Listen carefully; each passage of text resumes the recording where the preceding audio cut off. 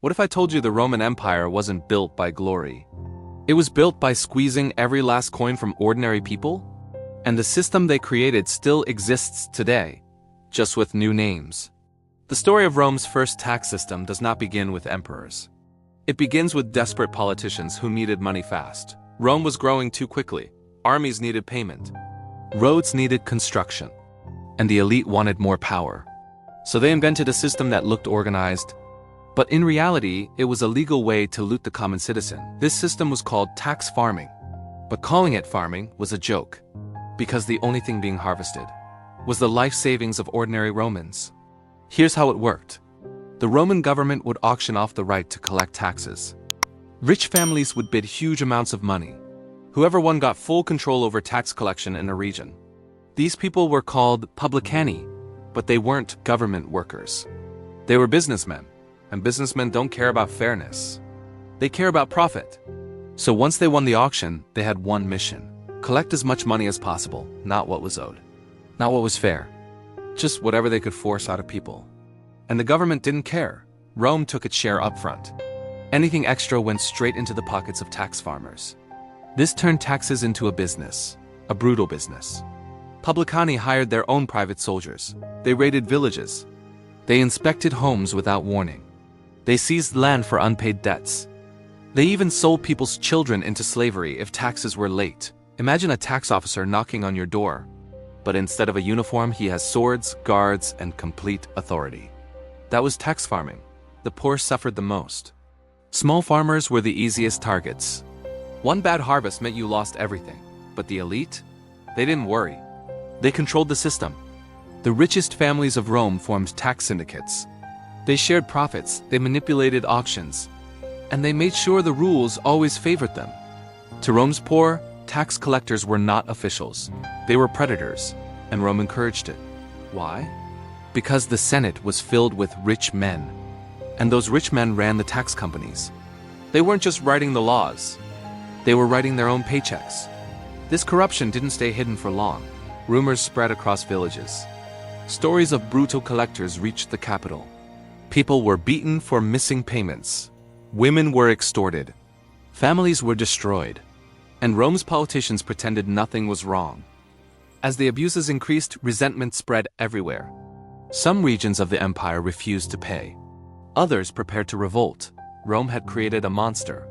And now the monster was turning on them. One of the earliest public uprisings came from Asia Minor. Citizens there begged the Senate to remove corrupt publicani. But Rome ignored them. Why?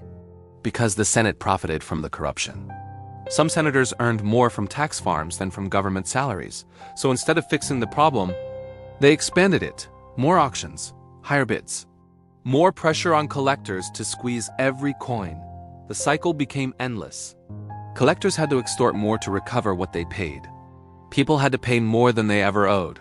And Rome grew richer while the population grew poorer. Farmers abandoned their land. Merchants closed their shops. Entire villages collapsed. Rome didn't build an empire on strength. It built an empire on debt. One famous historian said Rome taxed people until they broke. And it's not an exaggeration. Julius Caesar was one of the first to challenge this corrupt system. He reduced the power of tax farmers. He tried to put limits on their profits. But even Caesar couldn't fully destroy the system. The elite families were too powerful, and tax farming made too much money. Later, Emperor Augustus tried again.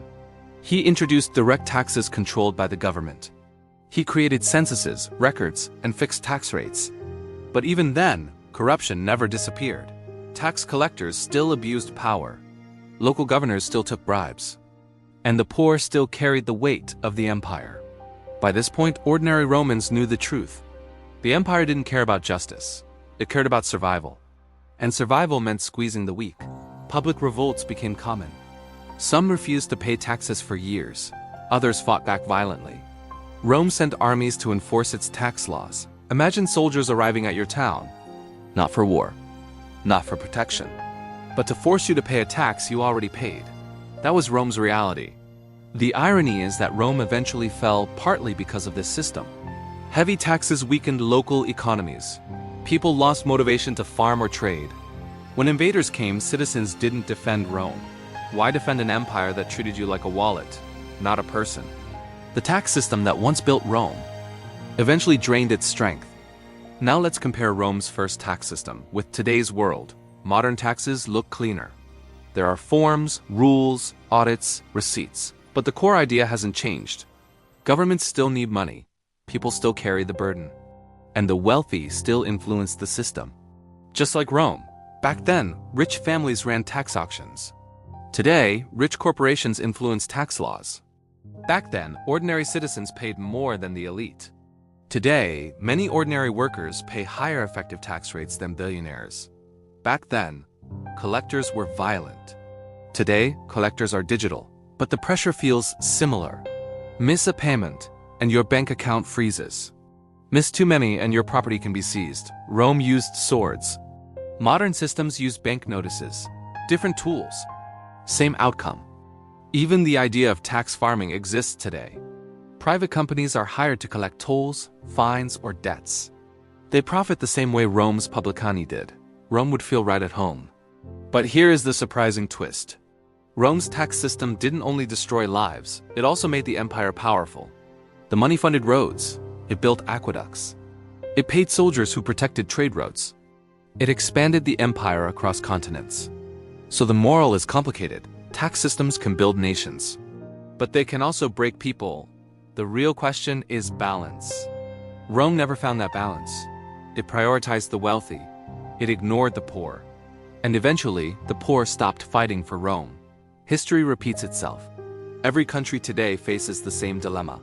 How much pressure can you put on citizens before they stop believing in the system? Rome's downfall teaches us one thing. A tax system that destroys its people eventually destroys its own empire, and the most dangerous tax system is the one that looks fair on paper but feels unfair in real life. Rome may have fallen 2,000 years ago, but its tax system lives on in modern governments. The names changed. The laws changed. But the story is the same. Powerful people create the rules.